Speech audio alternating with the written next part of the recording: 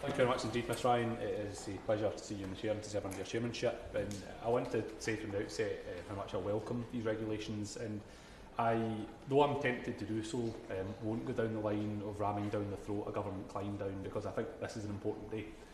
So often in this place, particularly with the volatile nature of this Parliament, I walk home at night wondering why I'm here and what my contribution is, and the fact that I can be here tonight to support these regulations actually fills me with a lot of pride. I want to touch on just briefly the finance bill that has gone through. My honourable friend, the member for Inverclyde, secured an amendment to that regarding a review of FOBTs, and I very much hope that will not be removed at report stage.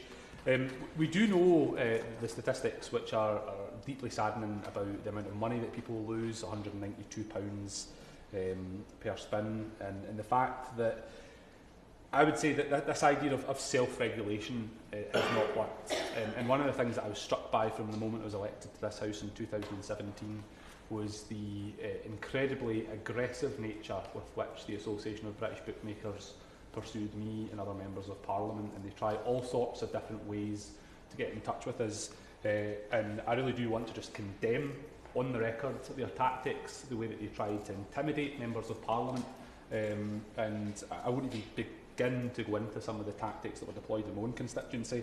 And it's interesting that the Minister and the Shadow Minister have quite rightly touched on this issue of areas of high deprivation being targeted. And I don't know in this committee if there is any more deprived a constituency in Glasgow East.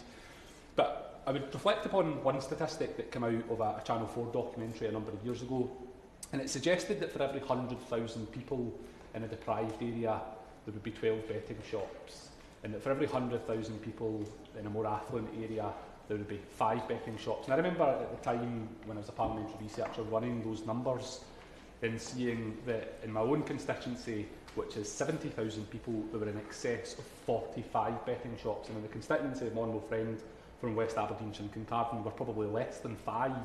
And if that doesn't send a message to the House about the tactics of bookmakers in targeting deprived areas, then I don't know what will. And I do have other areas of gambling reform that I want to look at. I do think we need to have a serious conversation about the role of the National Lottery, because I'm not convinced that in areas where the tickets and the scratch cards are bought, the funding is necessarily pouring back into that area. But that's a different story. On the issue of the 2005 Gambling Act, I think that the liberalisation of the 2005 Gambling Act went far too far. In communities like my own, we definitely see that just now. But as other members have done, I want to pay tribute to the Honourable Member, particularly the Honourable Member for Swansea East, the Right Honourable Gentleman, the Member for Chingford and Woodford Green, and my own colleague, the Member for Inverclyde. All of them pursued this cause very diligently when other members of Parliament were very distracted with other issues, and they have beavered away at this. But the final person that I do want to pay tribute to is the Honourable Lady, the Member for Chatham and Aylesford.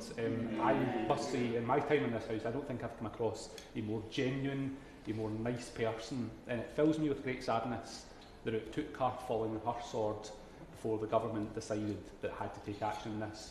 So whilst I'm deeply sad that she has had to resign from the government from this, I will go home tonight very, very proud that finally we are taking action for some of the most vulnerable people in our constituencies.